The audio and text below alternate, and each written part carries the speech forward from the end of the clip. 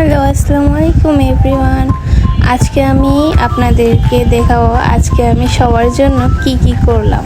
আজকে আমি করব বিফ, আপনার স্টেকের মতোই, বাট ওটা ফ্রাই করব আগে সিদ্ধ করে। কিভাবে করি সেটা আপনারা দেখেন। আর আমি করব রাইস, করব বিফ দিয়ে ফ্রাইড রাইস করব, আর করব আপনার সালাদ। ওইটা আপনাকে চাইনিজ সালাদ বলে, তাও আমি ওটা ওখানে আপনারা চিকেন সালাদও করতে পারেন। চাইনিজ সালাদ আমি বিফ দিয়ে করব, এই জন্য আমি মাংসগুলো ছোট ছোট করে নিয়েছি বিফের সালাড আর রাইসে দেওয়ার জন্য। আর স্টেকে করার জন্য বড় বড় 4 পিস করে নিয়েছি। তারপর এখানে আমি এগুলো সব কিছু ধুয়ে কুটে কাটে আপনাদের সাইড করে নিলাম। অনেকবার ধুয়েছি, অনেকবার, যেন সব রক্ত বেরোয় যায়। এখানে আপনাদের সব তো বারে দেখানো যায় না। এগুলো আমি কী করেছি, মশলা ভিতরে যায়, এই জন্য আমি ভালো মতো ছিদ্র করে নিয়েছি চামচ দিয়ে।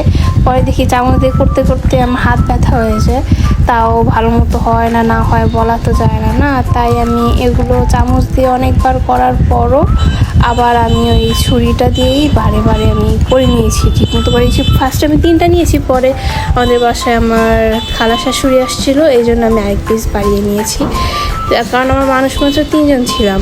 তারপরে আমরা 4টা করেছি আমি আর কি।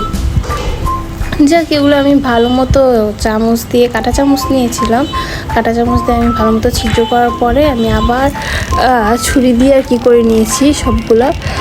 পরে যেটা নিয়েছিলাম ওইটাও আমি এরকম করে নিয়েছি। করার পরে আমি ভালো মতো একদম ছেঁচাও দিয়েছি পরে আমি এগুলোকে, কারণ আমি বলা যায় না মশলা যায় না যায়, কারণ মাংসর পিসগুলো অনেক মোটা নিয়েছিলাম, আমি বড় করে মোটা করে নিয়েছিলাম, এক একটা পিস অনেক বড়। এই জন্য আমি তারপরে আবার ভাবলাম যে পুঁতা দিয়ে একটু ছেঁচে নিই। তারপর পুঁতা নিয়েছি, পাটা পুঁতার, ওই পুঁতাটা দিয়ে ভালো মতো ছেঁচে তারপর একদম নরম করে নিয়েছি। এই পিসটা আমি লাস্টে নিয়েছিলাম খালামুনি আসার কারণে, কি বাট লাস্টে আমার পাতি আমার কাছে খাওয়ার সময় আমি এই পিসটা পেয়েছি। যাক, সমস্যা নেই। এই ভালো মতো আমি এইটাকেও আমি চামচ দিয়ে মানে ছিদ্র করে নিয়েছি ভালো মতো মশলা যাওয়ার জন্য। পরে এটাকেও সেম প্রসেসিং করে নিয়েছি, ছুরি দিয়ে ভালো মতো মানে ছিদ্র করে নিয়েছি। পরে আবার এটাকেও আমি পুঁতা দিয়ে ভালো মতো ছেঁচে নিয়েছি, যেন মাংসটা ভালোভাবে হয় ভিতরে। আপনারাও ঠিক এইভাবেই করে নেবেন, না হলে কিন্তু মাংস হয় না হয় আমি বলতে পারি না। আমি এভাবে করেছি যেন ভালো মতো হয়, সিদ্ধ হয় এই জন্য। আর এই মাংসগুলো ভাজার সময় সিদ্ধ হয় না হয় বলা তো যায় না, এই জন্য আমি এগুলোকে কী করেছি আপনাদেরকে আমি দেখাই। এগুলো ফার্স্টে আমি কী করব, সিদ্ধ করে নেব যেন মাংসগুলো ভালো মতো সিদ্ধ হয়। তাই আমি এগুলো ধুয়ে নিয়েছি ভালো মতো। ধুয়ে নেওয়ার পরে মানে আমি এই প্যানটাও ধুয়ে নিয়েছি, নেওয়ার পানি দিয়ে আদা বাটা আপনার 1.5 চামচ, রসুন বাটা 1.5 চামচের মতোই দিয়েছি, আপনারা বুঝে দিয়ে দিবেন। তারপর একটু লবণ দিয়ে আমি ভালো মতো মিশিয়ে হাত দিয়ে তারপর আমি এগুলো চুলায় বসিয়ে দিলাম। এই পানি যতটুকু দিয়েছি আপনারা তো দেখতেই পাচ্ছেন, সবগুলোই আমি একদম শেষ হয়ে গিয়েছিল, শুকিয়ে গিয়েছে, তারপর আমি অফ করে দিয়েছি। এর আগে অফ করিনি, কারণ মাংসগুলো অনেক মোটা ছিল তো এই জন্য। তারপর আমি রাইস করব, যে ফ্রাইড রাইস আর সালাড যে করবো, এই জন্য আমি আপনার একদম তাজাই নিয়ে আসতে বলেছিলাম সবজিগুলো, বাট ফুলকপির সিজন প্রায় শেষ, এই জন্য ফুলকপিটা একটু নরম, মানে একটু কি বলবো, একটু তাজা পায় না, বাট যাই পেয়েছে আমি পরিষ্কার করে নিয়ে নিয়েছি। আর অন্যান্যগুলো যেমন গাজর, তারপরে পেঁপে, এগুলো একদম তাজা ছিল, যখন কাটা তখনই এনে খাওয়া ভালো। তার আগে আনলে ভালো থাকে না, নর্মালি ফ্রিজে রাখলে তাও পুরনোই হয়ে যায়। তবু ফুলকপিটা ভালো পায়নি, যাই পেয়েছে হবে, চলে যাবে। এই জন্য আমি সবজিগুলো ছুলে নিয়েছি ভালো মতো, ধুয়ে ক্লিন করে নেব। ক্লিন করার পর আমি ছোট করে পিস করেছি। আমি কিন্তু রাইসে দেওয়ার জন্য সবজি আনতে ভুলে গিয়েছি, মানে আমি বলবো যে আমি ভুলে গিয়েছি। আমি শুধু বলেছিলাম সালাদ করব, এই মানে হিসেব করে আমি বলেছিলাম এইটুকু নিয়ে এসো। তাই ওইটুকুই নিয়ে এসেছে। তারপরেও আমি এর মধ্যেই করেছি, রাইসটাও করে নিয়েছি। পরে এগুলো ভালো মতো আমি ফার্স্টে দেখতেই পাচ্ছেন যে আমি সালাতের জন্য কেটেছি, মানে সালাতের জন্য আপনার সবজিগুলো কেটে নিয়েছি। পরে আর আমি পরে আমার মনে পড়েছে যে না, আমার তো রাইসও করা লাগবে, ফ্রাইড রাইসে তো আমার সবজি দেওয়া লাগবে, তাই না? পরে আমি এগুলোকে কাটাকাটি করা একদম শেষ, তারপরে আমি আবার নিয়েছিলাম।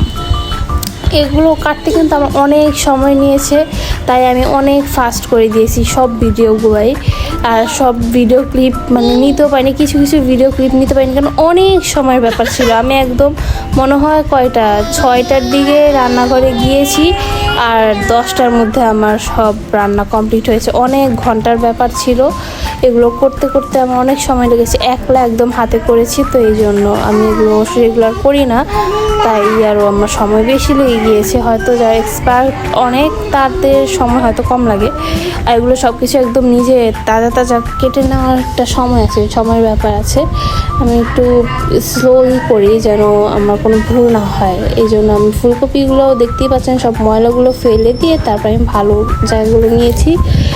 এখানে আমি তারপর মরিচগুলো আমি একটু ফেলে নিয়েছি। ফেলে নেওয়ার পরে ভাবলাম পেঁয়াজও তো দেওয়া লাগবে, পেঁয়াজও আমি ছিলকাগুলো ফেলে দিয়ে ভালো মতো বড় বড় পিস করে নিয়েছি, যেন ছোটো ছোটো পিসগুলো লাগে না, কারণ বড় বড় পিসই লাগে সালাদে দেওয়ার জন্য। চাইনিজ সালাদ আপনারা খেয়েছেন, ওগুলোতে দেওয়ার জন্য বড় বড় পিস করে নিয়েছি। তারপর আমি সুন্দর মতো 2টা পেঁয়াজ নিয়েছি, আমি পরে একটা পেঁয়াজ নিয়েছি। ভাবলাম যে অনেকগুলোই তো সালাদ করবো, এই জন্য একটু 2টা পেঁয়াজ নিয়েছি, একটা হবে না। আর পেঁয়াজগুলো বেশি বড়ও না। আর দেখেন কত সালাদ, সবজির ময়লা হয়েছে, এই সিল্কা টিলকা ফালাইতে এগুলো সব আমি পরে ক্লিন করে নিয়েছি। আর এখানে আমি রাইসটার জন্য পানি বসিয়ে দিয়েছি, সাথে তেল আর লবণ দিয়ে আর একটা লেবু চেপে দিয়েছিলাম। ওইটা পানিটা গরম হতে হতে পাশাপাশি আমি 1 কেজি চালের পুরো 1 কেজি চাল নিয়েছি, ভালো মতো ধুয়েছি। আমি এখানে কয়েকবার দেখিয়েছি, বাট আরও এখানে কয়েকবার করেছিলাম, কারণ ফুল ক্লিপ না হয় এই জন্য অনেক সময় অনেক সময় লাগে। আপনাদের বুঝাতে পারতেছি না, আমি এগুলো করতে অনেক সময় লেগেছে আমার। এগুলো আমি ভালো মতো ধুয়ে নিয়েছি, আর বেশি জোরে চাপ দিয়ে ধুয়ে নিই তাহলে চাল ভেঙে যাবে। এরপরে আমি এগুলো আপনার দিয়ে দিয়েছি, চালগুলো আমি সব পানির মধ্যে। এগুলো চাল হতে হতে আমি পাশাপাশি আর অন্যান্য কাজ আছে যেহেতু, ওগুলো করবো। আমি চালটা বসানোর পরেই আমার মনে পড়েছে হায় আমি তো রাইসের জন্য সবজি আনতেই মনে নেই, আনবো যে বলবো ওইটাই মনে নেই। তারপর আমি এগুলো ওইখান থেকে কিছু গাজর ফুলকপি নিয়ে কেটে নিয়েছি। তারপর কি করব, আমার কাছে যা সবজি এখানে পাওয়া গিয়েছে তাই এনেছে। এগুলো আমি সবগুলো ছোট ছোট করে নিয়েছি, কারণ রাইসে বেশি বড় বড় সবজি দেওয়া যাবে না, সব ছোট ছোট করে লাগবে। আপনারা তো বোঝেনি ছোটো ছোটো কত অনেক সময় লাগে। তারপর আমার এখানে রাইসগুলো হয়ে গিয়েছে। এগুলো 80% সিদ্ধ করবেন, রাইসটা বেশি সিদ্ধ হয়ে গেলে কিন্তু নরম হয়ে যাবে তারপরে তেলে ভাজতে গিয়ে, তাই আমি 80%-এর মতো করে নিয়েছি। আপনারা বুঝবেন হলে তারপর আমি এখানে সালাডটা বসিয়ে দিব, সালাডটা করে নিব। এখানে রাইসটা আমি ঠান্ডা হতে বাতাসের নিচে দিয়েছিলাম, ওটা আর আপনাদেরকে দেখানো হয়নি। এখানে আমি রসুন কুচি দিয়েছি। রসুন কুচি দেওয়ার পর মাংসটা দিয়েছি। আপনারা একটা কাজ করবেন, মাংসটা যখন ভাজবেন তখন একটু লবণ দিয়ে দিবেন। আমি হয়তো লবণের ক্লিপ নিতে ভুলে গিয়েছি হয়তো। যাক, এখানে আপনি ভালো মতো লবণ দিয়ে রসুন দিয়ে মাংসগুলো ভালো মতো কষাবেন, যেন মাংসটা হয় ভিতরে, নাহলে কিন্তু শক্ত থেকে যাবে, ঠিক আছে? তারপর আর এখানে আমি করার পরে মাংসটা ভালো মতো কষিয়ে নিয়েছি। কষিয়ে নেওয়ার পর আমি সবজিগুলো দিয়ে দিয়েছি। মাংসটার জন্য আলাদা একটু লবণ দিবেন, তাহলে আর যদি লবণ না দিতে হয় সমস্যা নেই, সবজিতে তো আমরা লবণ দিবই, ওইটাই হয়তো মাংসের ভিতরে ঢুকে যাবে। তাও একটু হালকা একদম 1 চিমটি দিলে দিবেন ভাজার সময় ফার্স্টেই। তারপর আমি দিয়ে দিলাম লবণ, সবজির মধ্যে লবণ, তারপরে সাদা গোলমরিচের গুঁড়া দিয়ে দিয়েছি। তারপরে আমি ভালো মতো নেড়ে নিয়েছি, যেন ভালো মতো কষে ভিতরে, কারণ অনেকক্ষণ আগে পানি না দিয়েই আমি যেন সবজির পানিটা দিয়ে কষিয়েছিলাম। ফুল ভিডিও ক্লিপ নাও পড়ে নাই, কারণ তাহলে অনেক বড় হয়ে যাবে ভিডিওটা।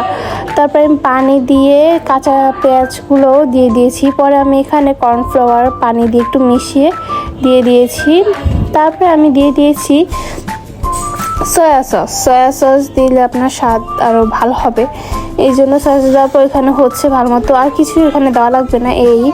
আর এখানে আমি রাইসটা বসাবো, এই জন্য আমি রসুন কুচি দিয়ে দিয়েছি। তারপর আপনার মাংসটা কুচি যেগুলো রেখেছিলাম রাইসে দিব, এই জন্য ওই রাইসগুলোতে দেওয়ার জন্য আমি মাংসগুলো দিয়ে দিচ্ছি। এগুলোও কিন্তু বিফের কুচি দিয়েছিলাম। তার মধ্যে আমি দিয়েছি গাজর কুচি, তারপরে ফুলকপি কুচি দেওয়ার পর আমি একটু লবণ দিয়ে দিয়েছি। লবণ দিয়ে ভালো মতো লাড়ালাড়ি করার পরে আমি সাইডে দিয়ে দিয়েছি 4টা ডিম ভালো মতো আমি মানে ভেঙে নিয়েছিলাম। ভেঙে নেওয়ার পর আমি একদম ভালো মতো হয়েছে মতন আমি গোলমরিচের গুঁড়ো দিয়ে দিয়েছি। গোলমরিচের গুঁড়ো দেওয়ার পর নেড়ে নেওয়ার পর মাংসটার সাথে মিশিয়ে নিয়েছি, যেন যখন একদম যেন লেগে না যায় এরকম অবস্থায়।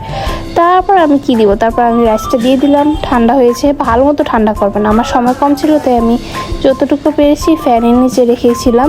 তারপর আমি দিয়ে দিব রাইসের মধ্যে সয়া সস দেওয়ার পরে ভালো মতো নিয়েছি। এখানে 1 কেজি চাল, তো পরে আমি আবার দেওয়া লেগেছে সয়া সসটা 1 চামচ দেওয়ার পরে আমি আবার দিয়েছি পরে সয়া সস, দেখতেই তো পেলেন। ভালো মতো আমি টেনে নিয়েছি, ভালো মতো মিশাবেন যেন এক জায়গায় আলাদা আলাদা না থাকে। আমার অনেক সময় লেগেছে, আমি শর্টকাটের মধ্যে দেখিয়েছি আপনাদেরকে। এখানে ভালো মতো নাড়ানাড়ি করার পর আমার হয়ে গিয়েছে। তারপর আমি এগুলো সাইড করে উঠিয়ে রেখে দিয়েছিলাম, আর এগুলো তো দেখালামই। তারপর মাংসটাও আমার এভাবে হয়ে গিয়েছিল মতন। এখানে আমি দিয়েছিলাম মরিচের গুঁড়া, আদা বাটা, রসুন বাটা 1 চামচ 1.5 চামচ করে দিবেন আপনারা হিসাব করে। তারপর আমি সয়া সস দিয়েছি, সাদা গোলমরিচের গুঁড়ো দিয়েছি, লবণ দিয়েছি, আর এই যে গুঁড়ো মরিচ তো দিলামই, আর সরিষার তেল, এগুলো দিয়ে ভালো মতো মিশিয়ে নিয়েছি। তারপর আমার কাছে একটু সয়া সসটা বেশি লেগেছে, আমি 3 চামচের মতো দিয়ে দিয়েছিলাম, এখানে 2 চামচ দিলেই হতো। তারপর আমি এখানে একটু পরে একটু লবণটা কম লাগানোর জন্য এখানে একটু ময়দার একটু গুঁড়ি দিয়েছি। এটা আপনাদের ভিডিও ক্লিপে নেওয়া পড়ে না, আপনাদেরও যদি কখনো লবণ বেশি হয়ে যায় তারপরে এগুলো সাইড মানে আপনার লবণ কমানোর জন্য আপনারা দিতে পারেন। ময়দা দিয়ে একটু মিশিয়ে নেবেন, তাহলে সমস্যা না, আবার বেশি দিবেন না, তাহলে কিন্তু মশলাটা আলাদা হয়ে যাবে। একদম হালকা দিবেন যেন মশলাটা আপনার মাংসের সাথে লেগে থাকে, ঠিক আছে। তারপর আমরা এই মাংসগুলো আমি ফ্রাই প্যানে বসিয়ে দিলাম। আবার ফ্রাই করতে এখানে বেশিক্ষণ লাগে না, কারণ মাংসটা আমি এমনিতেই সিদ্ধ করে নিয়েছি। তাও আমি করেছিলাম, প্রায় সময় লেগেছে যতটুকু সময় লাগে, মিডিয়াম আঁচে দিয়ে আমি ভেজে নিয়েছি। ভেজে নেওয়ার পরে আমি এখানে দেখেন আমার সবগুলো কমপ্লিট আজকে। আর 7 আপ এনেছিল বাহির থেকে, 7 আপ না জানি স্প্রিট এনেছিল, যাই হোক ওটার ভিডিও ক্লিপে নাও পারে নাই। এই আমার আজকে রান্না করতে অবস্থা, অনেক সময় লেগে গেছে, অনেক সময় ব্যাপার।